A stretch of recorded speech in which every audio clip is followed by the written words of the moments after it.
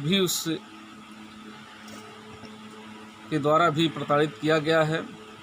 जब मुझे जानकारी हुआ तो हमारे साथ जिलाध्यक्ष और सेक्टर प्रभारी बस्ती के जिलाध्यक्ष जय हिंद गौतम और सेक्टर प्रभारी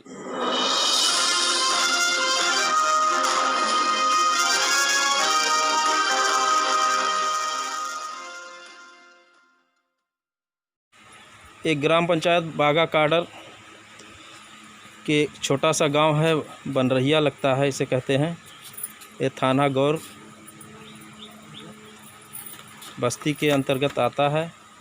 यहाँ पर देखिए महिलाएं पीड़ित हैं। यहाँ पर कुछ दबंग परिवार इन लोगों को मारा पीटा है। ये अनुसूचित जात परिवार के हैं।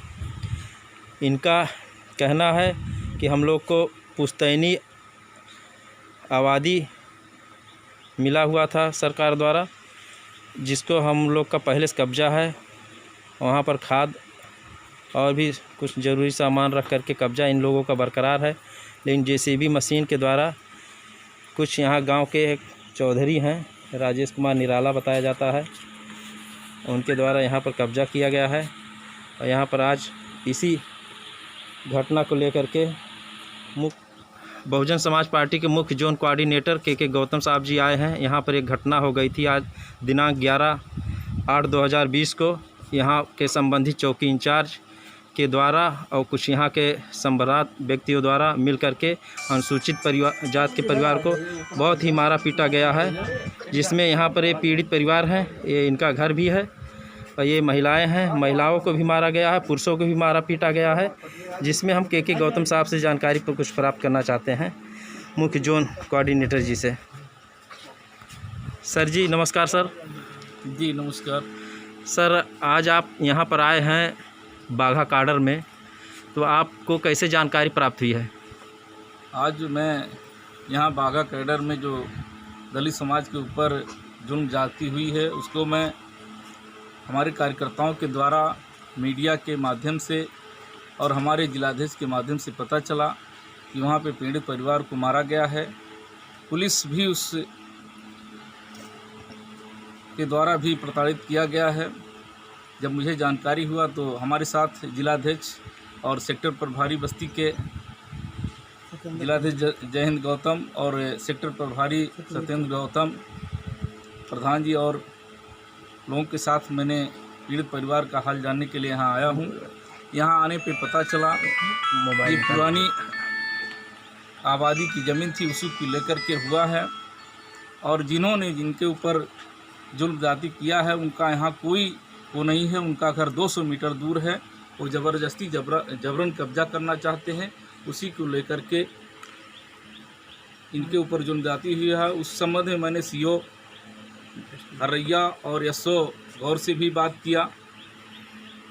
सीओ के अनुसार पीड़ित परिवार को न्याय दिलाने का आश्वासन मिला और एसओ महोदय के द्वारा ये बताया गया, ने कहा कि वो ज़मीन जो है आबादी की है और उस पर पहले यही लोग कब्जा करना, जबकि पीड़ित पक्ष के लोग उसको पहले से ही कब्जेदार हैं। क्योंकि जो इनके ऊपर जुल्म किए हैं वो जबरन कब्जा करना चाहते हैं और उनके पक्ष में एसओ की मंशा साफ नहीं है और उनके ही तरफ से एसओ गौर पैरवी करना चाह रहे हैं और उल्टे पीड़ित परिवार को ही फंसाना चाह रहे हैं। सर एक जानकारी चाहते हैं, इसमें कुछ पीड़ित परिवार ऐसे हैं जिनको ज़्यादा चोटें लगी हैं, क्या उन्हें आप बता सकते हैं? हाँ, मैंने देखा इनके जो एक पीड़ित हैं इनको भी चोटें लगी हुई हैं, इनको चोटें लगी हुई हैं देखिए, और इनका डॉक्टरी भी मुआयना नहीं एसओ करवाए।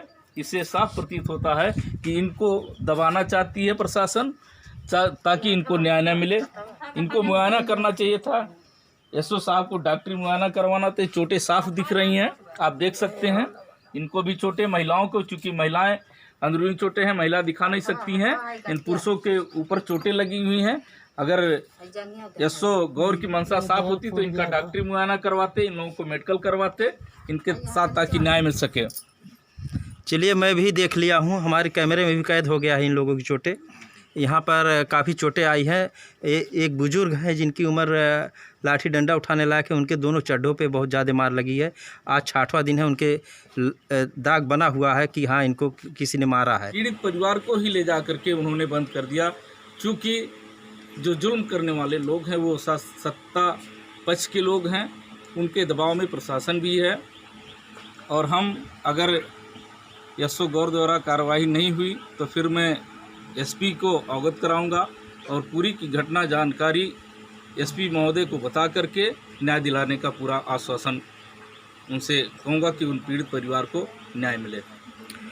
सर एक जानकारी चाहते हैं, आपने एसओ महोदय से जब बात की तो कुछ संदिग्ध उनकी बातों से लग रहा था।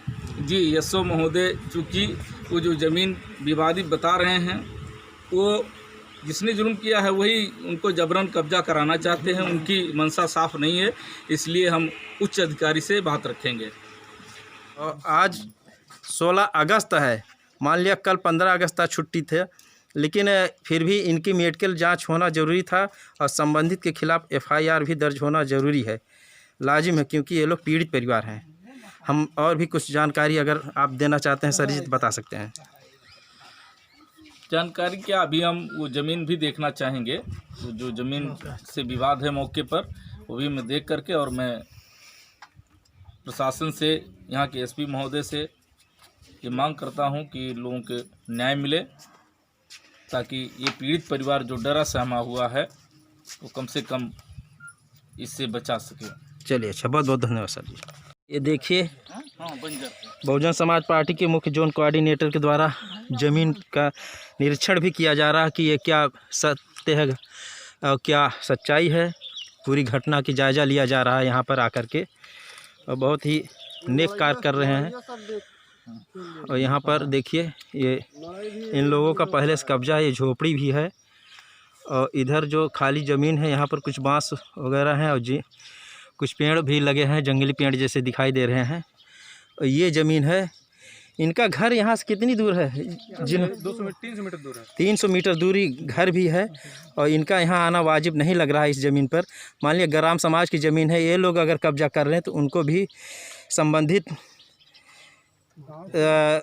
एसडीएम या डीएम को अवगत करा करके कि नाजायज़ तरीके से लोग कब्जा कर रहे हैं, ताकि ये सुरक्षित रह सके गांव का ज़मीन, लेकिन ऐसा नहीं हो सका है।